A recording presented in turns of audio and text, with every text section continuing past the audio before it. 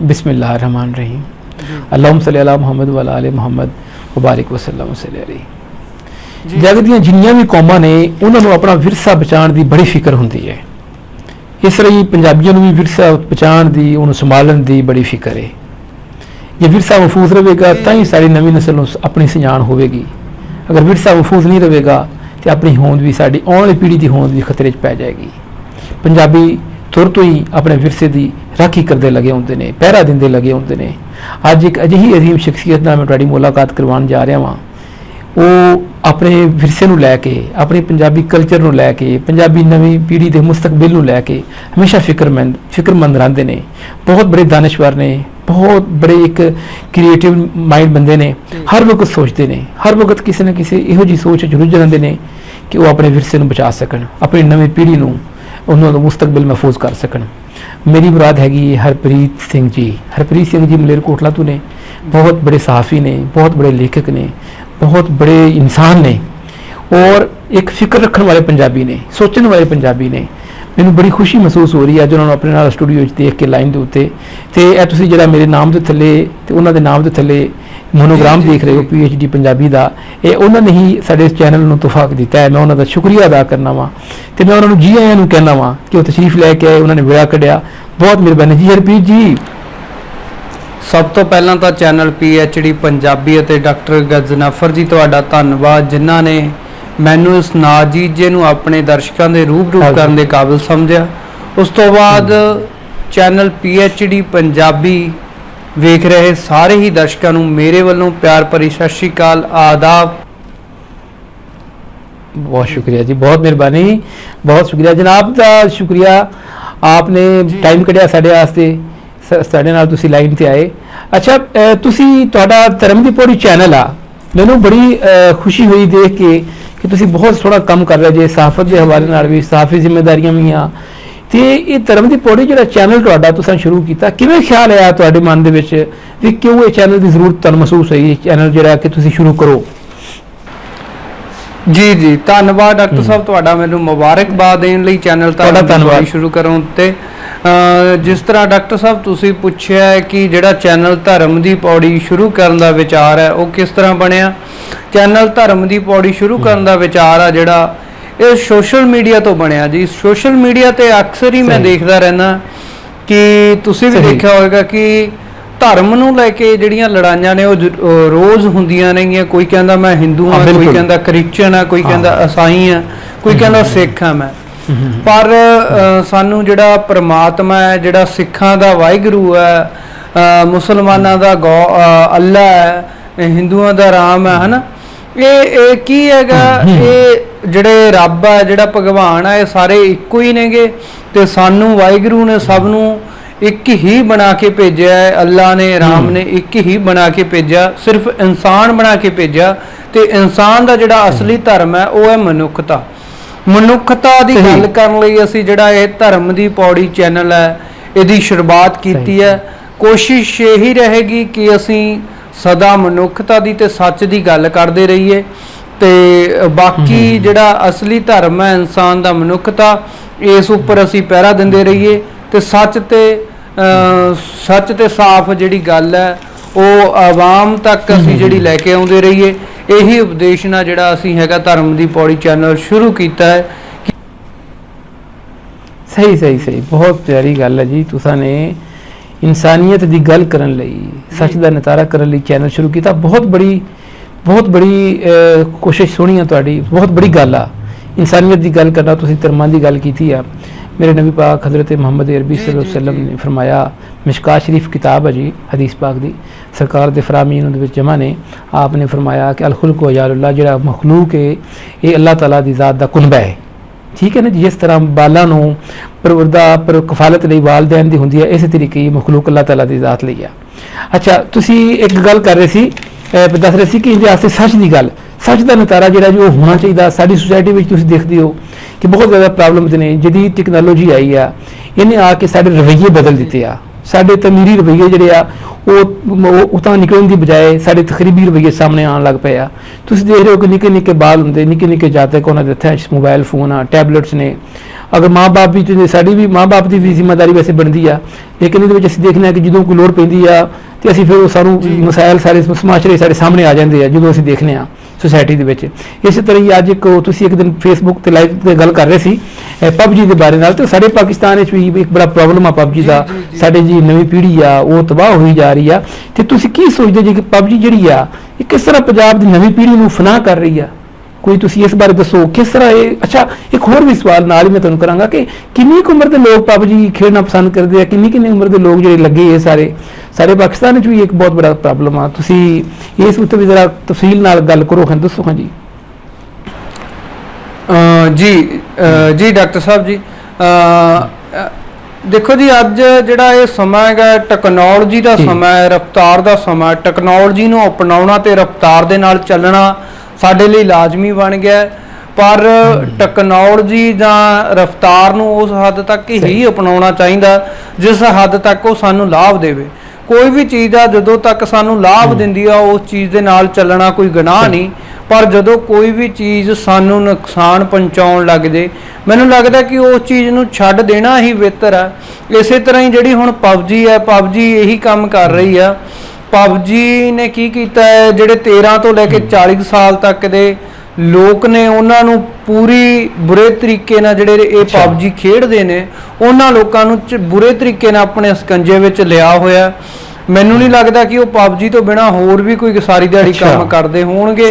ਤੇ ਇਸ PUBG ਨਾਲ ਦੀ ਮੈਂ ਤੁਹਾਨੂੰ ਇੱਕ ਘਟਨਾ ਪਿਛਲੇ ਦਿਨੀ ਚੰਡੀਗੜ੍ਹ ਦੇ ਵਿੱਚ ਹੋਈ ਆ ਉਹਦਾ ਜ਼ਿਕਰ ਕਰਾਂਗਾ ਕਿ ਇੱਕ ਬੱਚੇ ਨੇ ਆਪਣੇ ਮਾਪਿਓ ਦੀ ਸਾਰੀ ਜ਼ਿੰਦਗੀ ਦੀ ਕਮਾਈ ਆ ਜਿਹੜੀ 16 ਲੱਖ ਰੁਪਇਆ ਤਕਰੀਬਨ PUBG ਖੇਡਣ ਵਾਸਤੇ ਵਰਚੁਅਲ ਹਥਿਆਰ ਹੁੰਦੇ ਆ ਜਿਹੜੇ ਉਹ ਆਨਲਾਈਨ ਪਰਚੇਜ ਕਰ ਦਿੱਤੇ। ਆਪਣੇ ਮਾਪਿਓ ਦੀ ਸਾਰੀ ਜ਼ਿੰਦਗੀ ਦੀ ਕਮਾਈ ਆ ਜਿਹੜੀ ਉਹ PUBG ਗੇਮ ਲਈ, PUBG ਗੇਮ ਖੇਡਣ ਲਈ, ਇੱਕ ਹਥਿਆਰਾਂ ਲਈ ਉਹਨੇ ਜਿਹੜੀ ਕਮਾਈ ਹੈਗੀ ਉਹ ਉਡਾ ਦਿੱਤੀ ਹੈਗੀ। ਤੇ ਮਾਪਿਆਂ ਨੂੰ ਵੀ ਇਹ ਚੀਜ਼ ਦਾ ਪਛਤਾਵਾ ਹੈਗਾ, ਬੱਚੇ ਨੂੰ ਵੀ ਹੋਏਗਾ ਪਛਤਾਵਾ, ਕਿਉਂਕਿ ਜਿਹੜੇ ਉਹ ਪੈਸੇ ਨੇ ਉਹ ਬੱਚੇ ਦੇ ਭਵਿੱਖ ਬਣਨ ਲਈ ਹੀ ਲੱਗਣੇ ਸੀ। ਤੇ ਇਸ ਤੋਂ ਇਲਾਵਾ ਅਨੇਕਾਂ ਘਟਨਾਵਾਂ ਨੇ ਜਿਹੜੀਆਂ PUBG ਨੂੰ ਲੈ ਕੇ ਸਾਡੇ ਸਾਹਮਣੇ ਆਉਂਦੀਆਂ ਨੇ। ਜੇਕਰ ਕਿਸੇ ਮਾਪਿਓ ਨੇ ਕਿਸੇ ਬੱਚੇ ਨੂੰ PUBG ਖੇਡਣ ਤੋਂ ਰੋਕਿਆ ਹੈ ਤਾਂ ਉਸ ਬੱਚੇ ਨੇ ਆਪਣੇ ਖੁਦ ਸੁਸਾਈਡ ਕਰ ਲਿਆ ਜਾਂ ਕਿਸੇ ਬੱਚੇ ਨੇ ਆਪਣੇ ਪੇਰੈਂਟਸ ਦਾ ਹੀ ਕਤਲ ਕਰ ਦਿੱਤਾ। ਇਦਾਂ ਦੀਆਂ ਪਤਾ ਨਹੀਂ ਅਨੇਕਾਂ ਹੀ ਘਟਨਾ ਡਾਕਟਰ ਸਾਹਿਬ ਸਾਹਮਣੇ ਆਉਂਦੀਆਂ ਨੇ ਜਿਹੜੀਆਂ ਕਿ ਸਾਡੇ ਤੱਕ ਪਹੁੰਚ ਵੀ ਨਹੀਂ ਸਕਦੀਆਂ। ਕਈ ਵਾਰੀ ਸਾਡੇ ਤੱਕ ਅਸੀਂ ਜਿੰਨਾ ਘਟਨਾਵਾਂ ਇਦਾਂ ਦੀਆਂ ਨੇ ਜਿਹੜੀਆਂ ਤੋਂ ਅਸੀਂ ਅਣਜਾਣ ਵੀ ਰਹਿੰਦੇ ਆ, ਪਤਾ ਨਹੀਂ ਅਨੇਕਾਂ ਹੀ ਇਦਾਂ ਦੀਆਂ ਘਟਨਾਵਾਂ ਹੁੰਦੀਆਂ ਨੇ।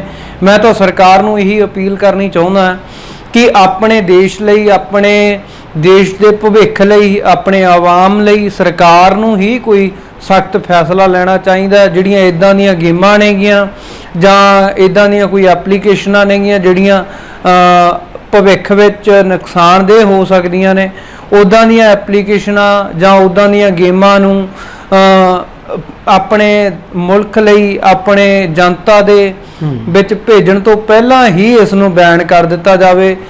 ਮੈਨੂੰ ਲੱਗਦਾ ਕਿ ਜਦੋਂ ਕਿਸੇ ਵੀ ਮਾੜੀ ਜਾਂ ਚੰਗੀ ਚੀਜ਼ ਦੀ ਇਨਸਾਨ ਨੂੰ ਲੱਤ ਲੱਗ ਜਾਂਦੀ ਆ, ਆਦਤ ਪੈ ਜਾਂਦੀ ਆ, ਤੇ ਉਹ ਛਡਾਉਣੀ ਥੋੜੀ ਬੜੀ ਮੁਸ਼ਕਿਲ ਹੋ ਜਾਂਦੀ ਆ। ਤੇ ਇਸ ਲਈ ਪਹਿਲਾਂ ਹੀ ਇਹਨਾਂ ਚੀਜ਼ਾਂ ਤੋਂ ਗੁਰੇਜ਼ ਕੀਤਾ ਜਾਵੇ। ਤੇ PUBG ਜਿਹੜਾ ਹੈਗਾ ਇਹ ਬੜੀ ਮਾੜੀ ਗੇਮ ਹੈ। ਮੈਂ ਤਾਂ ਇਹੀ ਅਪੀਲ ਕਰਦਾ ਕਿ ਜਿਹੜੀ PUBG ਆ ਉਹਨੂੰ ਬੰਦ ਕੀਤਾ ਜਾਵੇ ਜੀ। ਜੀ ਬਿਲਕੁਲ ਬਿਲਕੁਲ, ਤੁਸੀਂ ਬਹੁਤ ਸੋਹਣੀ ਗੱਲ ਕੀਤੀ ਕਿ ਜਿਹੜੀ PUBG ਆ ਇਹ ਸਾਡੀ ਨਵੀਂ ਪੀੜ੍ਹੀ ਨੂੰ ਵਾਕਈ ਤਬਾਹ ਕਰ ਰਹੀ ਆ। ਸਾਡੇ ਪੰਜਾਬ ਵਿੱਚ ਵੀ ਇਸ ਤਰ੍ਹਾਂ ਹੀ ਆ।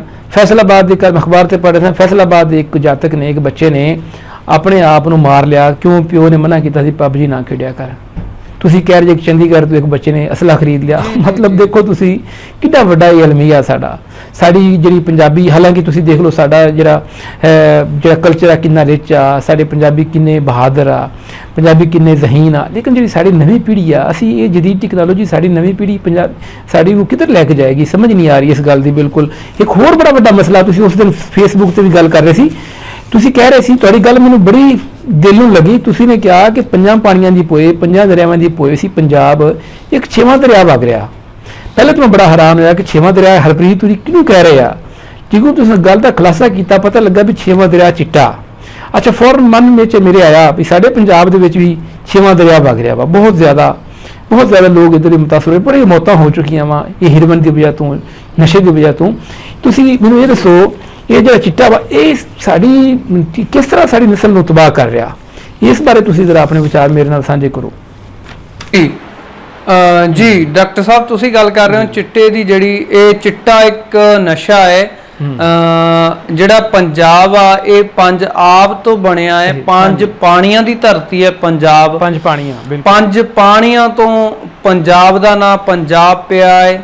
ਤੇ ਅੱਜ ਇਸ 5 ਪਾਣੀਆਂ ਦੀ ਧਰਤੀ ਦੇ ਉੱਪਰ, ਇਸ ਪੰਜਾਬ ਦੇ ਉੱਪਰ ਇੱਕ 6ਵਾਂ ਦਰਿਆ ਜਿਹੜਾ ਚੱਲ ਰਿਹਾ ਹੈ ਉਹ ਹੈ ਚਿੱਟੇ ਦਾ।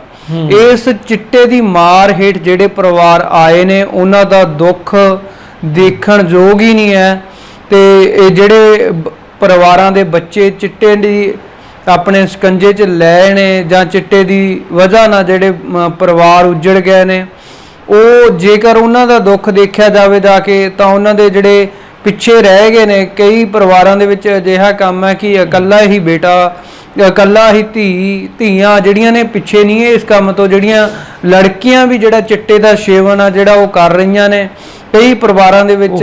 ਜਿਵੇਂ ਮੈਂ ਗੱਲ ਕਰ ਰਿਹਾ ਕਿ ਇੱਕ ਇਕੱਲਾ ਹੀ ਪੁੱਤ ਕਮਾਉਣ ਵਾਲਾ ਹੈ ਤੇ ਪਿੱਛੇ ਉਹਦੇ ਬੁੱਢੇ ਮਾਂ-ਬਾਪ ਨੇ ਤੇ ਪੁੱਤ ਚਿੱਟੇ ਨੇ ਲੈ ਲਿਆ ਤੇ ਮਾਂ-ਬਾਪ ਅੱਜ ਰੋਟੀ ਨੂੰ ਵੀ ਤਰਸ ਰਹੇ ਨੇ। ਜੇਕਰ ਉਹਨੂੰ ਦੇਖਦੇ ਆ ਤਾਂ ਅੰਦਰ ਹਲੂਣਿਆ ਜਾਂਦਾ ਹੈ। ਇਹ ਜੇ ਪਰਿਵਾਰਾਂ ਨੂੰ ਅਸੀਂ ਦੇਖਦੇ ਹਾਂ ਡਾਕਟਰ ਸਾਹਿਬ, ਤਾਂ ਜੇਕਰ ਚਿੱਟੇ ਦੀ ਗੱਲ ਹੈ, ਜਿਹੜਾ ਚਿੱਟੇ ਲਈ ਮੈਂ ਕਹਿੰਦਾ ਕਿ ਜਿਹੜੀਆਂ ਇਹ ਸਰਕਾਰਾਂ ਸਰਾਸਰ ਜ਼ਿੰਮੇਵਾਰ ਨੇ।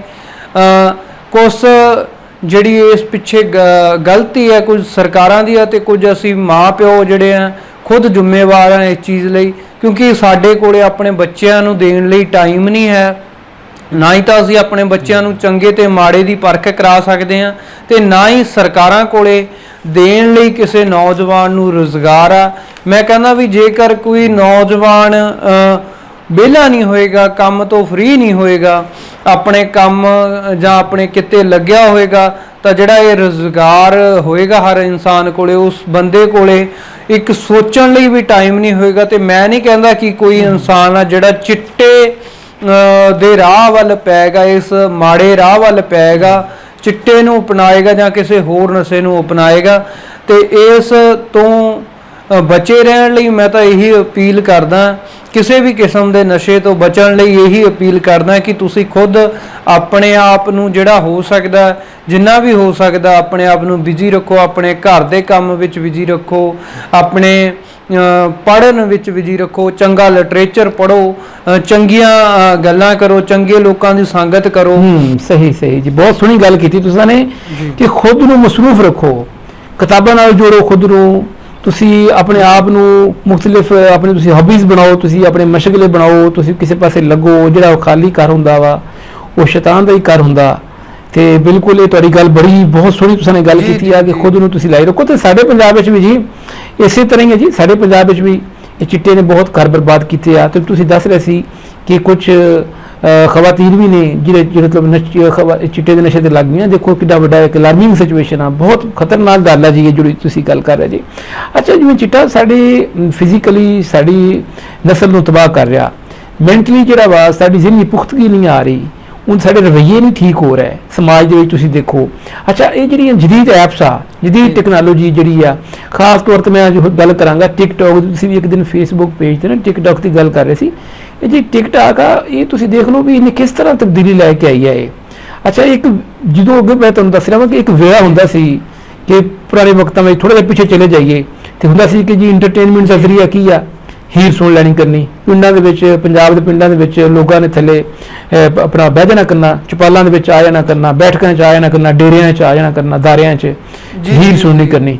ਸਾਰੇ ਪਿੰਡ, ਇੱਕ ਬੰਦੇ ਨੇ ਪੜ੍ਹਨੀ, ਪੂਰੇ ਪਿੰਡ ਨੇ ਸੁਣਨੀ। ਇੰਟਰਟੇਨਮੈਂਟ ਦਾ ਜ਼ਰੀਆ ਸੀ। ਵਕਤ ਦੀ ਤਬਦੀਲੀ ਹੁੰਦੀ ਗਈ, ਜਦੀਦ ਚੀਜ਼ਾਂ ਹੁੰਦੀਆਂ ਗਈਆਂ, ਟੀਵੀ ਆ ਗਏ। ਇਸ ਤਰ੍ਹਾਂ ਜਿਹੜਾ ਟੀਵੀ ਲੋਕ ਇੱਕ ਪਿੰਡ ਵਿੱਚ ਟੀਵੀ ਇੱਕ ਘਰ ਹੋਣਾ ਤੇ ਸਾਰੇ ਪਿੰਡ ਦੇ ਬਾਲਣ ਰਾਤ ਨੂੰ ਉੱਥੇ ਆ ਕੇ ਟੀਵੀ ਦੇਖਣਾ।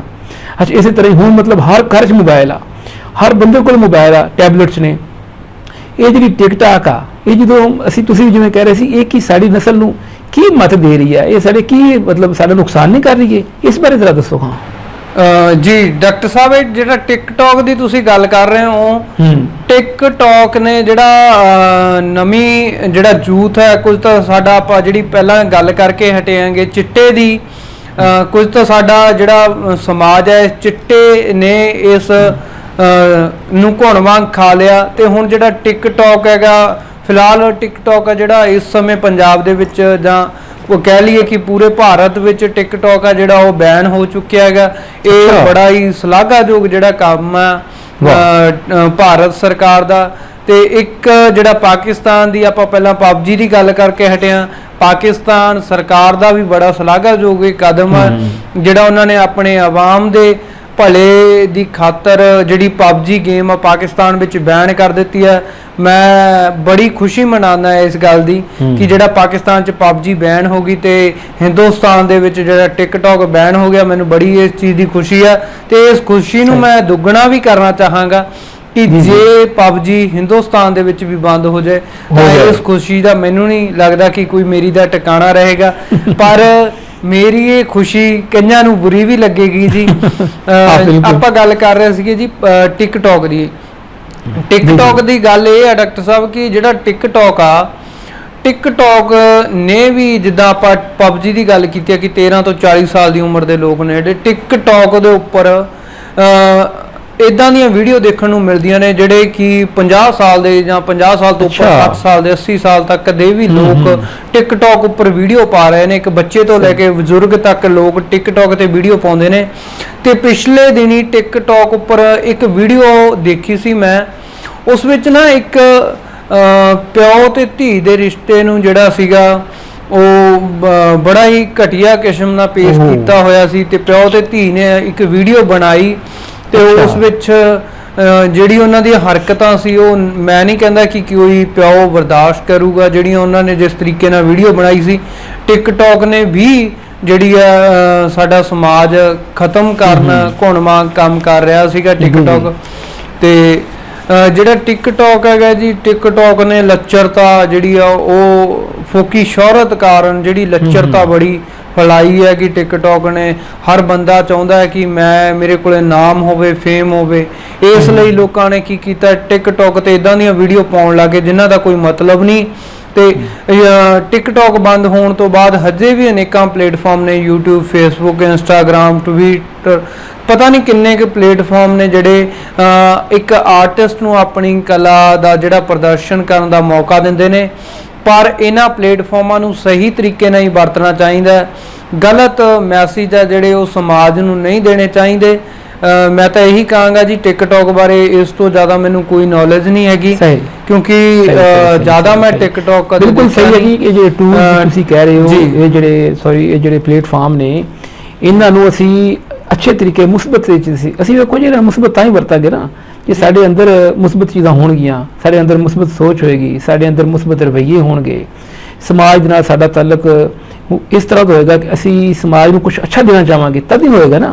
ਅਗਰ ਅਸੀਂ ਕੀ ਸਮਾਜ ਦੀ ਸੇਵਾ ਕਰਾਂਗੇ ਜੇ ਅਸੀਂ ਟਿਕਟੌਕ ਤੇ ਚਲਾ ਕੇ ਆਪਣੇ ਆਪ ਨੂੰ ਮਸ਼ਹੂਰ ਕਰਨ ਵਾਸਤੇ, ਫੇਮਸ ਹੋਣ ਵਾਸਤੇ ਜੀ ਵੀਡੀਓ ਚਾੜ ਰਹੇ ਹਾਂ। ਤੁਸੀਂ ਬੜੀ ਸੋਹਣੀ ਗੱਲ ਕੀਤੀ ਤੇ ਤੁਸੀਂ ਇੱਕ ਦੱਸ ਰਹੇ ਹੋ ਜਿਹੜਾ ਕਿ ਉਹ ਬੱਚੀ ਤੇ ਇੱਕ ਉਹਦੇ ਵਾਲਦ ਦੀ ਜਿਹੜੀ ਵੀਡੀਓ ਆ, ਬੜਾ ਇੱਕ ਵੇਖੋ ਕਿਹੜੀ ਹਰਖ ਵਾਲੀ ਗੱਲ ਆ, ਬਹੁਤ ਬੜਾ ਅਲਮੀਆ ਹੈ ਨਾ ਜੀ। ਇਹ ਸਾਡਾ ਮੁਸ਼ਤਰਕਾ ਅਲਮੀਆ, ਸਾਡੇ ਪੰਜਾਬ ਦਾ ਇਹ ਮੁਸ਼ਤਰਕਾ ਅਲਮੀਆ ਵਾ। ਇਹੀ ਸਾਡੀ ਸਕਾਫਤ ਨੂੰ ਖੱਤਾ, ਇਹ ਸਾਡੇ ਕਲਚਰ ਨੂੰ ਜਿਹੜਾ ਬਹੁਤ ਸਾਫ਼ ਸੁਥਰਾ, ਪਾਕ ਸਾਫ਼ ਸੁਥਰਾ, ਵਲੀਆਂ ਸੰਤਾਂ ਦਰਵੇਸ਼ਾਂ ਦਾ ਜਿਹੜਾ ਕਲਚਰ ਆ ਉਹਨਾਂ ਦਾ ਬਣਾਇਆ ਹੋਇਆ ਜਿਹੜਾ ਇਹ ਸਾਡਾ ਵਸੇਬ ਆ, ਕਲਚਰ ਆ, ਉਹ ਸਾਡਾ ਉਹ ਤਬਾਹ ਹੋਣ ਜਾ ਰਿਹਾ ਵਾ।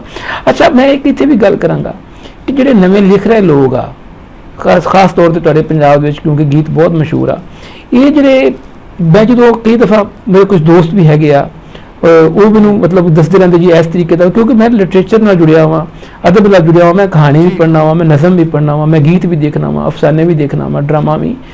ਮੈਂ ਬੜੀ ਇੱਕ ਚੀਜ਼ ਮੈਨੂੰ ਤਕਲੀਫ ਦਿੰਦੀ ਆ ਕਿ ਜਿਹੜੇ ਪੰਜਾਬੀ ਗਾਣੇ ਹੁਣ ਲਿਖੇ ਜਾ ਰਹੇ, ਗੀਤ ਲਿਖੇ ਜਾ ਰਹੇ ਆ, ਇਹਦੇ ਵਿੱਚ ਜਨਾਬ ਉਹ ਥਾਂ ਦੇ ਉੱਤੇ ਉਹ ਹਥਿਆਰਾਂ ਦੀ ਗੱਲ ਆ ਜੀ, ਬੱਤੀ ਬੋਰ ਕਦੀ ਕਿਤੇ ਕਿਸੇ ਪਾਸੇ ਉਹ ਪਤਾ ਨਹੀਂ ਕੀ ਮੈਂ ਹੈਰਾਨ ਹੁੰਦਾ ਵਾਂ ਵੀ ਇਹ ਅਸੀਂ ਕੀ ਸੁਨੇਹਾ ਦੇ ਰਹੇ ਹਾਂ।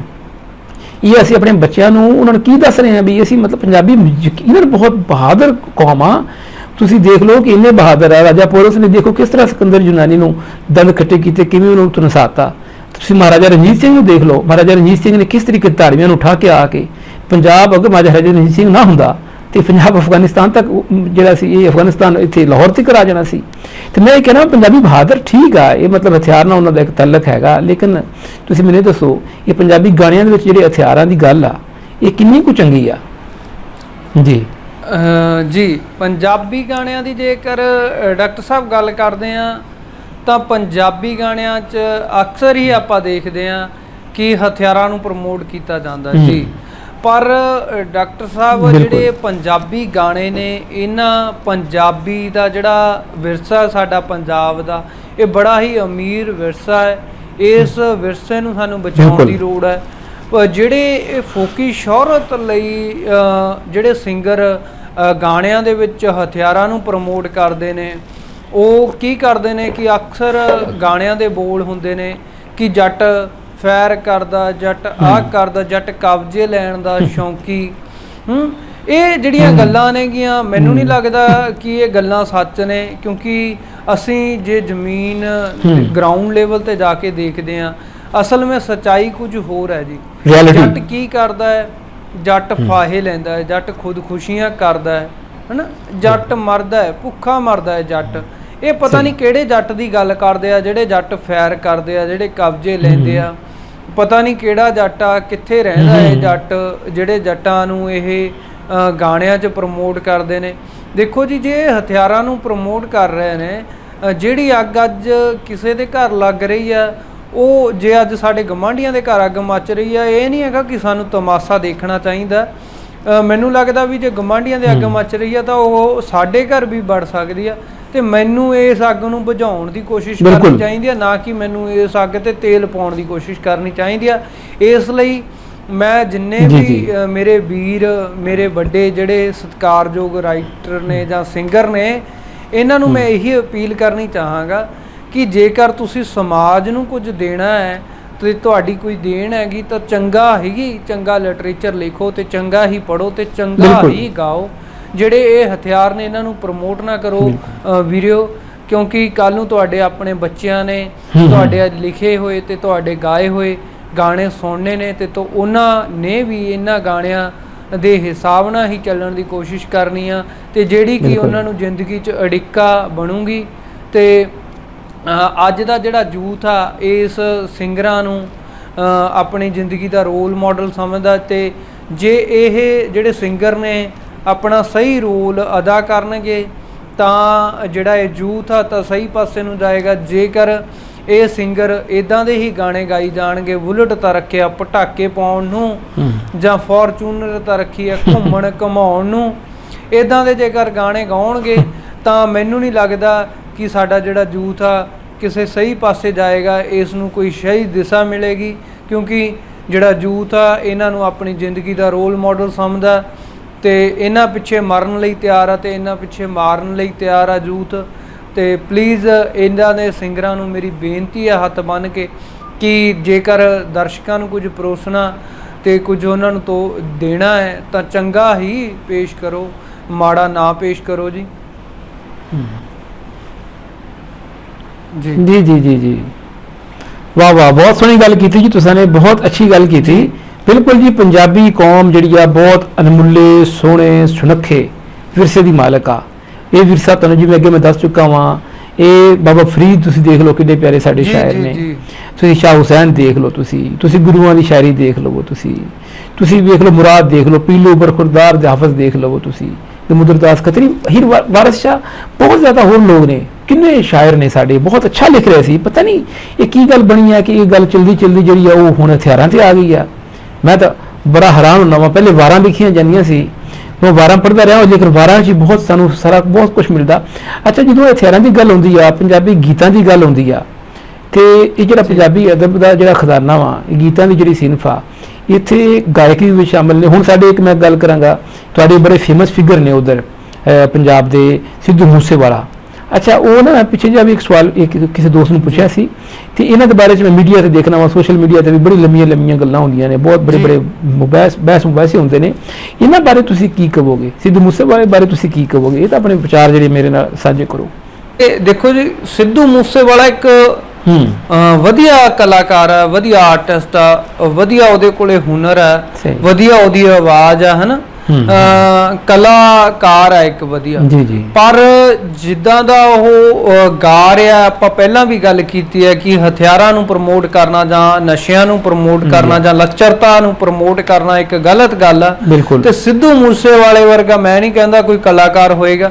ਸਿੱਧੂ ਮੂਸੇਵਾਲੇ ਨੂੰ ਇੱਕ ਇਹੀ ਚਾਹੀਦਾ ਹੈ ਕਿ ਜਿਹੜਾ ਸਿੱਧੂ ਮੂਸੇਵਾਲਾ ਹੈ ਇਦਾਂ ਦੇ ਗਾਣੇ ਲੱਚਰਤਾ ਛੱਡ ਕੇ ਜਾਂ ਹੋਰ ਗੱਲਾਂ ਹਥਿਆਰਾਂ ਨੂੰ ਪ੍ਰਮੋਟ ਕਰਨਾ ਛੱਡ ਕੇ ਉਹ ਜਿਹੜਾ ਪੰਜਾਬ ਦਾ ਇਤਿਹਾਸ ਆ, ਜਿਹੜਾ ਪੰਜਾਬ ਦਾ ਵਿਰਸਾ ਉਹਨੂੰ ਗਾਏ ਤਾਂ ਉਹਦੇ ਹੋਰ ਵੀ ਮੈਨੂੰ ਲੱਗਦਾ ਕਿ ਉਹਦੀ ਹੋਰ ਵੀ ਪ੍ਰਸ਼ੰਸਾ ਹੋਏਗੀ ਤੇ ਹੋਰ ਵੀ ਉਹਨੂੰ ਚਾਹਣ ਵਾਲੇ ਜ਼ਿਆਦਾ ਜੁੜਨਗੇ।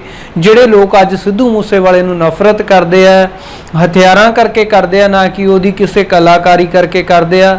ਜੇਕਰ ਉਹ ਆਪਣੇ ਗਾਣਿਆਂ ਦੇ ਵਿੱਚ ਹਥਿਆਰਾਂ ਨੂੰ ਪ੍ਰਮੋਟ ਕਰਦਾ ਤਾਂ ਹੀ ਉਹਨੂੰ ਜਿਹੜੇ ਲੋਕ ਆ ਨਫ਼ਰਤ ਕਰਦੇ ਆ। ਜੇਕਰ ਉਹ ਮਹਾਰਾਜਾ ਰਣਜੀਤ ਸਿੰਘ ਵਰਗੇ ਨੂੰ ਗਾਏਗਾ ਜਾਂ ਹੋਰ ਯੋਧੇ ਨੇ ਜਿਹੜੇ ਪੰਜਾਬ ਦੇ, ਗੁਰੂ ਗੋਬਿੰਦ ਸਿੰਘ ਜੀ ਬਾਰੇ ਗਾਏਗਾ ਜਾਂ ਹੋਰ ਕਰੇਗਾ ਤਾਂ ਸਿੱਧੂ ਮੂਸੇਵਾਲੇ ਨੂੰ ਹਰ ਇੱਕ ਵਰਗ ਹੈ ਜਿਹੜਾ ਉਹ ਪਿਆਰ ਕਰੇਗਾ ਜੀ। ਸਿੱਧੂ ਮੂਸੇਵਾਲੇ ਬਾਰੇ ਮੈਂ ਇੰਨਾ ਹੀ ਕੁਝ ਕਹਿਣਾ ਚਾਹੂੰਗਾ। ਇਦੋਂ ਵੱਧ ਮੈਨੂੰ ਲੱਗਦਾ ਨਹੀਂ ਵੀ ਮੈਂ ਕੁਝ ਸਿੱਧੂ ਮੂਸੇਵਾਲੇ ਬਾਰੇ ਕੁਝ ਹੋਰ ਵੀ ਕਹਾਂ ਜੀ। ਜੀ ਜੀ ਜੀ ਬਿਲਕੁਲ ਸਹੀ, ਬਿਲਕੁਲ ਜੀ। ਅਗਰ ਉਹ ਤੁਸੀਂ ਜਿਵੇਂ ਗੱਲ ਕੀਤੀ ਆ ਕਿ ਬਿਲਕੁਲ ਇਹ ਉਹਨਾਂ ਦੀ ਗਾਇਕੀ ਨਾਲ ਨਹੀਂ ਮਸਲਾ ਹੈਗਾ, ਮਸਲਾ ਉਹਨਾਂ ਦੇ ਵਿੱਚ ਜਿਹੜਾ ਉਹ ਹਥਿਆਰਾਂ ਨੂੰ ਪ੍ਰਮੋਟ ਕਰਨ ਦਾ ਇਹ ਪ੍ਰੋਬਲਮ ਆ। ਜਿਹੜੇ ਲੋਕ ਉਹਨਾਂ ਤੋਂ ਦੂਰ ਆ ਉਹ ਸਿਰਫ ਇਸ ਵਜ੍ਹਾ ਤੋਂ ਦੂਰ ਆ ਕਿ ਉਹ ਸਾਡੀ ਨਵੀਂ ਪੀੜ੍ਹੀ ਨੂੰ ਜਿਹੜਾ ਉਹ ਇਹ ਦੱਸ ਰਿਹਾ ਕਿ ਹਥਿਆਰ ਵੀ ਹੁੰਦੇ ਆ ਤੇ ਹਥਿਆਰ ਇਸ ਤਰ੍ਹਾਂ ਵਰਤੇ ਜਾਂਦੇ ਆ।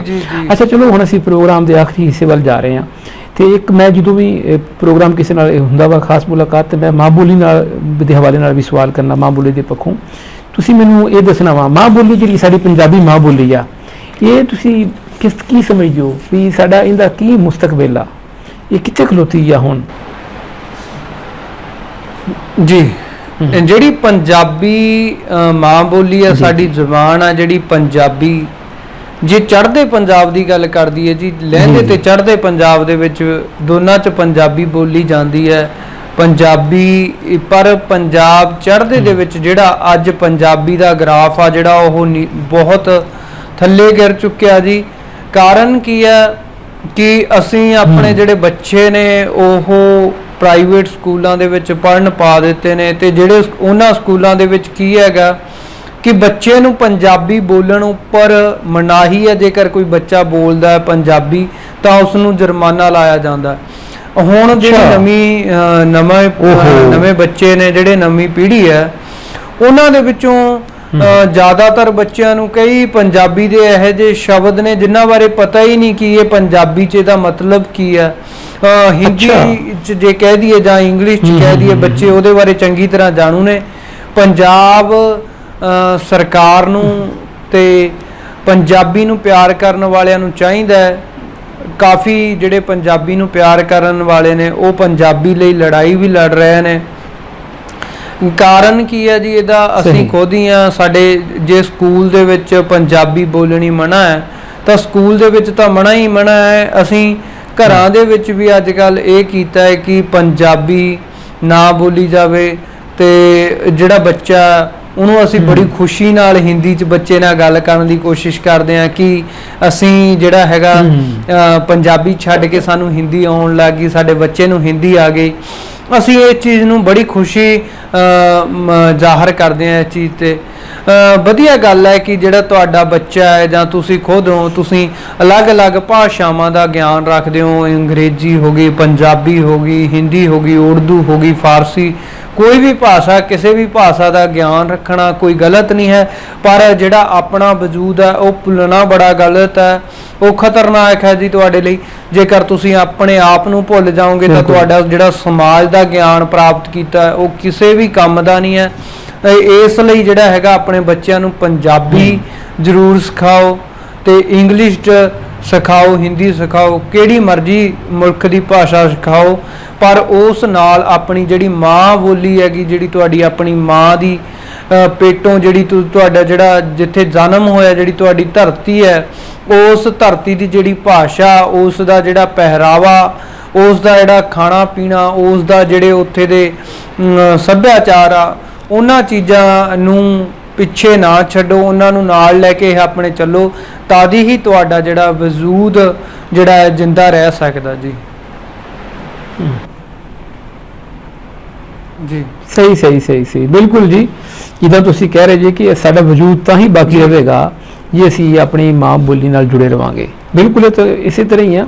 ਇਹ ਮਾਂ ਬੋਲੀ ਨਾਲ ਇਹ ਜਿਹੜੀ ਮਾਂ ਬੋਲੀ ਹੈ ਨਾ ਜੀ, ਇਹ ਇਨਸਾਨ ਦੇ ਵਾਸਤੇ ਇਤਨੀ ਜ਼ਰੂਰੀ ਹੈ ਜਿੰਨੀ ਕਿ ਜ਼ਿੰਦਾ ਰਹਿਣ ਵਾਸਤੇ ਆਕਸੀਜਨ ਜ਼ਰੂਰੀ ਆ। ਤੇ ਇੱਕ ਹੋਰ ਗੱਲ ਵੀ ਮੈਂ ਤੁਹਾਡੇ ਨਾਲ ਸਾਂਝੀ ਕਰਾਂਗਾ ਮੁਖਤਸਰ ਜੀ, ਕਿ ਜਿਹੜੀ ਇਹ ਮਾਂ ਬੋਲੀ ਆ ਜਾਂ ਜਿਹੜੀ ਬੋਲੀ ਹੁੰਦੀ ਹੈ, ਇਹਦੇ ਵਿੱਚ ਬੜੀ ਅਨਾਹ ਹੁੰਦੀ ਆ। ਜੇ ਅਸੀਂ ਇਹਨੂੰ ਅਪਣਾਵਾਂਗੇ ਨਹੀਂ, ਇਹਦੇ ਨੇੜੇ ਨਹੀਂ ਲੱਗਾਂਗੇ ਨਾ, ਇਹ ਸਾਡੀ ਮਾਂ ਸਾਡੇ ਨਾਲ ਰੁੱਸ ਜਾਏਗੀ। ਇਹ ਕਦੀ ਸਾਡੇ ਨੇੜੇ ਆ ਕੇ ਸਾਡੇ ਤਰਲੇ ਮਿੰਨਤਾਂ ਨਹੀਂ ਕਰੇਗੀ। ਆਪਣਾ ਇਹ ਨਹੀਂ ਕਹੇਗੀ ਕਿ ਮੈਨੂੰ ਲਿਖੋ, ਮੈਨੂੰ ਵਰਤੋ, ਨਹੀਂ। ਇਹਨੇ ਜਾਣਾ ਹੋਏਗੀ ਆਪਣਾ ਕਤਲ ਬਰਦਾਸ਼ਤ ਕਰ ਲਵੇਗੀ। ਇਹਨੂੰ ਲੈਂਗੁਏਜ ਮਰਡਰ ਕਿਹਾ ਜਾਂਦਾ ਵਾ। ਹਾਂਜੀ, ਬਹੁਤ ਸੋਹਣੀਆਂ ਅੱਜ ਤੁਸੀਂ ਗੱਲਾਂ ਕੀਤੀਆਂ, ਬੜਾ ਦਿਲ ਖੁਸ਼ ਹੋਇਆ ਜੀ। ਮੈਂ ਤੁਹਾਨੂੰ ਅੱਗੇ ਲਾਈਵ ਦੇਖਦਾ ਸਾਂ, ਅੱਜ ਤੁਹਾਨੂੰ ਆਪਣੇ ਨਾਲ ਦੇਖ ਕੇ ਬੜਾ ਖੁਸ਼ ਹੋਇਆ। ਅੱਛਾ, ਹੁਣ ਆਖਰ ਦੇ ਵਿੱਚ ਆਖਰੀ ਇੱਕ ਸਵਾਲ ਆ ਕਿ ਤੁਸੀਂ ਸਾਡੇ ਪਾਕਿਸਤਾਨੀ ਪੰਜਾਬ ਦੇ, ਜਿਹਨੂੰ ਅਸੀਂ ਲਹਿੰਦਾ ਪੰਜਾਬ ਵੀ ਕਹਿੰਦੇ ਆ, ਪੰਜਾਬ ਵਾਸੀਆਂ ਨੂੰ ਕੀ ਸੁਨੇਹਾ ਦਿਓਗੇ ਤੁਸੀਂ? ਜੀ, ਲਹਿੰਦੇ ਪੰਜਾਬ ਵਾਸੀਆਂ ਲਈ, ਲਹਿੰਦੇ ਪੰਜਾਬ ਦੇ ਵਾਸੀਆਂ ਲਈ ਸੁਨੇਹਾ ਤਾਂ ਮੈਂ ਦੇਣ ਦੇ ਆਪਣੇ ਆਪ ਨੂੰ ਕਾਬਲ ਨਹੀਂ ਸਮਝਦਾ ਜੀ ਕੋਈ, ਪਰ ਇੱਕ ਅਰਜ਼ ਜ਼ਰੂਰ ਕਰਾਂਗਾ ਕਿ ਲਹਿੰਦੇ ਪੰਜਾਬ ਵਿੱਚ ਵੀ ਉਹੀ ਇਨਸਾਨ ਵੱਸਦੇ ਆ ਤੇ ਚੜ੍ਹਦੇ ਪੰਜਾਬ ਦੇ ਵਿੱਚ ਵੀ ਉਹੀ ਇਨਸਾਨ ਵੱਸਦੇ ਆ। ਇਸ ਦਿਲਾਂ ਦੇ ਵਿੱਚ ਪਿਆਰ ਦੀ ਜਿਹੜੀ ਭਾਵਨਾ ਉਹਨੂੰ ਬਣਾ ਕੇ ਰੱਖਿਓ। ਚੜ੍ਹਦੇ ਤੇ ਲਹਿੰਦੇ ਪੰਜਾਬ ਨੂੰ ਜਿਹੜਾ ਹੈਗਾ ਨਫ਼ਰਤ ਦੇ ਨਾਲ ਨਾ ਦੇਖਿਆ ਜਾਵੇ ਇੱਕ ਦੂਜੇ ਨੂੰ, ਕਿਉਂਕਿ ਇੱਧਰ ਵੀ ਇਨਸਾਨ ਹੀ ਰਹਿੰਦੇ ਨੇ ਤੇ ਉੱਧਰ ਵੀ ਇਨਸਾਨ ਹੀ ਰਹਿੰਦੇ ਨੇ। ਬਾਕੀ ਜੀ ਲਹਿੰਦੇ ਪੰਜਾਬ ਵਾਲਿਆਂ ਨੂੰ ਮੇਰੀ ਇਹੀ ਬੇਨਤੀ ਹੈ ਕਿ ਆਪਣੇ ਪੰਜਾਬ ਨੂੰ ਤੇ ਆਪਣੀ ਹੋਂਦ ਨੂੰ ਬਚਾਈ ਰੱਖਣ ਲਈ ਆਪਣੇ ਕੰਮਕਾਰ ਦੇ ਵਿੱਚ ਬਿਜੀ ਰਹੋ। ਇਹ ਜਿਹੜੀਆਂ ਅਸੀਂ ਗੱਲਾਂ ਕਰਕੇ ਹਟੇ ਹਾਂ ਪਬਜੀ ਦੀਆਂ ਜਾਂ ਟਿਕਟੌਕ, ਸਮੈਕ, ਚਿੱਟਾ, ਲੱਚਰਤਾ ਜਾਂ ਹਥਿਆਰ, ਇਹਨਾਂ ਤੋਂ ਦੂਰ ਰਹੋ ਜੀ। ਜੀ ਧੰਨਵਾਦ ਜੀ ਡਾਕਟਰ ਸਾਹਿਬ, ਮੈਨੂੰ ਆਪਣੇ ਚੈਨਲ ਦੇ ਜ਼ਰੀਏ ਦਰਸ਼ਕਾਂ ਦੇ ਰੂਬਰੂ ਕਰਨ ਲਈ ਮੈਂ ਤੁਹਾਡਾ ਤੇ ਚੈਨਲ PHD ਪੰਜਾਬੀ ਦਾ ਤਹਿ ਦਿਲੋਂ ਧੰਨਵਾਦ ਕਰਦਾ ਜੀ। ਸਤਿ ਸ਼੍ਰੀ ਅਕਾਲ ਜੀ। ਬਹੁਤ ਬਹੁਤ ਬਹੁਤ ਤੁਹਾਡਾ ਧੰਨਵਾਦ ਜੀ, ਤੁਹਾਡਾ ਸ਼ੁਕਰੀਆ, ਤੁਹਾਡੀ ਬੜੀ ਮਿਹਰਬਾਨੀ, ਤੁਸੀਂ ਇੰਨਾ ਟਾਈਮ ਕੱਢਿਆ। ਇਹ ਤੁਸੀਂ ਗੱਲਾਂ ਅੱਗੇ ਚੜ੍ਹਦੇ ਪੰਜਾਬ ਵਾਸੀਆਂ ਨੂੰ ਕਰਦੇ ਸੀ ਤੇ ਮੈਂ ਚਾਹੁੰਦਾ ਸਾਂ ਕਿ ਤੁਹਾਡੇ ਮੂੰਹੋਂ ਮੈਂ ਇਹ ਗੱਲਾਂ ਆਪਣੇ ਦੇਖਣ ਇਹ ਸੁਣਾ ਸਕਾਂ। ਬਹੁਤ ਅੱਛਾ ਲੱਗਾ ਜੀ ਤੁਹਾਡੇ ਨਾਲ ਗੱਲ ਕਰਕੇ, ਬਹੁਤ ਹੀ ਅੱਛਾ ਲੱਗਾ।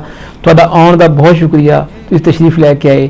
ਤੇ ਜੀ PHD ਪੰਜਾਬੀ TV ਦੇਖਣ ਵਾਲਿਆਂ ਕੋਲ ਇਜਾਜ਼ਤ ਚਾਹਾਂਗੇ ਤੇ ਇਨਸ਼ਾਅੱਲਾ ਅੱਲਾ ਨੇ ਚਾਹਿਆ ਜਿਉਂਦੇ ਰਹੇ ਤੇ ਕਿਸੇ ਨਵੇਂ ਪ੍ਰੋਗਰਾਮ ਵਿੱਚ ਕਿਸੇ ਹੋਰ ਸ਼ਖਸੀਅਤ ਨੂੰ ਲੈ ਕੇ ਤੁਹਾਡੀ ਖਿਦਮਤ ਵਿੱਚ ਹਾਜ਼ਰ ਹੋ ਜਾਵਾਂਗੇ। ਖੁਦਾ ਹਾਫਿਜ਼।